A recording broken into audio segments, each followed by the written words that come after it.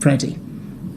Thank you, Education Secretary. A lot of pupils, particularly those at rural schools, rely on public transport to get into school.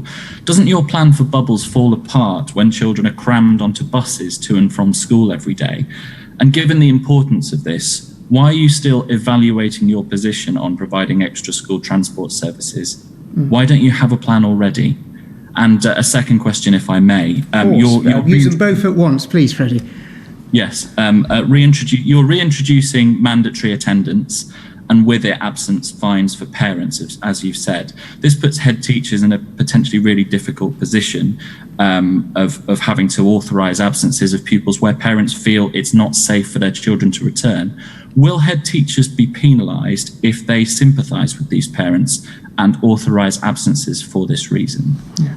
So Freddie, in terms of school transport, this is an issue that we've been working very closely both with the Department for Transport, the Ministry of Housing, Communities and Local Government, and we'll be working very closely with local authorities in terms of making sure that depending on where we are in terms of dealing with this virus, that the proper controls are properly in place on school transport. And some of the information that we're sharing is making sure that the protection of those bubbles is in place as a result of home to school transport.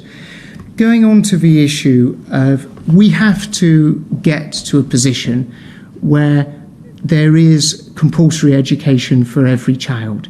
And if we are not in a position where we are saying that there is an expectation of every child to be in school unless there is a good and proper reason for it, some of the children from the most disadvantaged backgrounds are the ones that are going to suffer.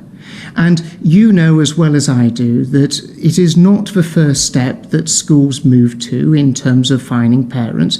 There's a whole series of steps working with local authority guidance to be able to work with those families, to deal with those concerns and make sure that we have attendance of all children. But if we want to make sure that those people from the most disadvantaged communities do not suffer, we have to ensure and make sure children more broadly do not suffer. We have to be clear that attendance at school is something that is expected of every child unless there is a good and proper medical reason for them not to be in attendance.